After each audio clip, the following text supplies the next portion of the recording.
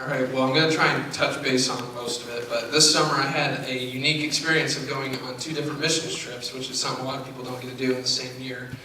One was international, of course, and the other one South Carolina. To be honest, when I heard we were going to Beaufort, South Carolina, which is a town that is right on the Atlantic Ocean, I wasn't quite sure what exactly we were going to be doing there. But once we got there, got situated, and got out to the houses, it was easy to see.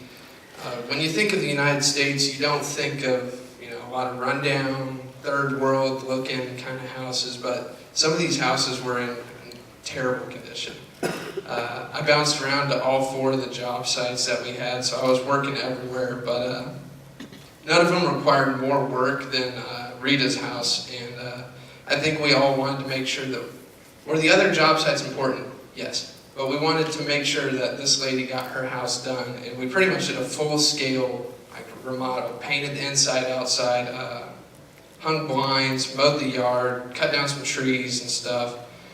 And a couple of the other sites involved like putting paneling in and tearing up part of the roof, repairing some water damage, just a lot of stuff that went wrong in the initial construction process that we fixed. And so, the most powerful thing was revealing the house to Rita herself, because Rita is actually an amputee. One of her legs is gone, and she was staying in a hospital somewhere out of state, I believe, and someone was staying at her house during this time, but whoever it was just absolutely trashed the house, and there were holes in the doors, and the blinds were all messed up, paint job dinged up, everything.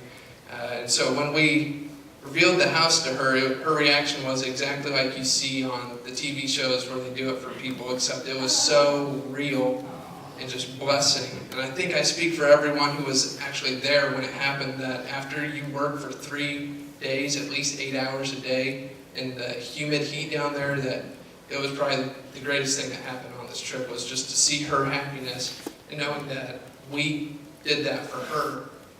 And missions trips, we go to bless other people, but every time I feel like we're more blessed by the people that we bless, just by their reactions and their gratitude, and it's really a blessing.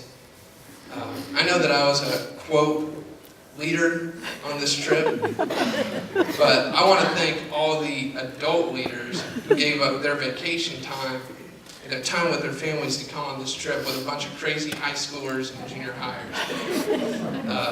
I specifically want to thank the people in the kitchen crew, like Tammy, Heather, Jeffrey, Christy, Ken, and Anna, anybody I missed. You guys devoted so much time just to cook us food, and we all appreciate it.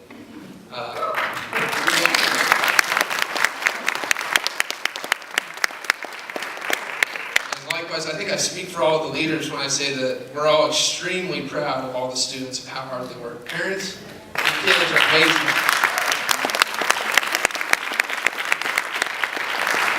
Like I said, one night at circle time, I wasn't quite sure how some of you were going to pan out this trip, but every one of you stepped up to the plate and did exactly what they were told, and they did it quite well.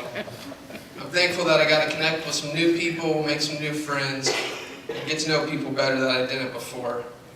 A wise man once told me something concerning missions trips. Pastor Paul McGarvey said, when you go back home and you go to church and you see those people you spent a week with, you're going to always remember the trip you went on with them. So with that being said, don't let the fire die out in the coming weeks or months. Take this with you into the school year and carry it on. And lastly, I just want to thank the man himself, Jerome Sack. He doesn't get enough from us, I don't think, still, even though he doesn't want it, but thank you. I feel like you chose that vocation because God put it on your heart to choose that vocation, not because that was where you were from or anything. And we just thank you, even though he says, ladies and gentlemen, he says his leaders make him, but really he does so much that you guys don't see, even though he is the youth pastor. This trip was a great blessing, and I'm glad that I had the chance to go. Thank you.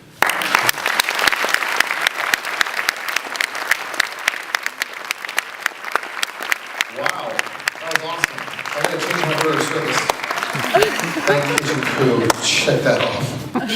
Tell parents their kids are awesome. Check that one off. That was really good. May the Lord bless you and keep you. And, man, I'm glad Upton Grove has to follow that one. Where is Upton Grove?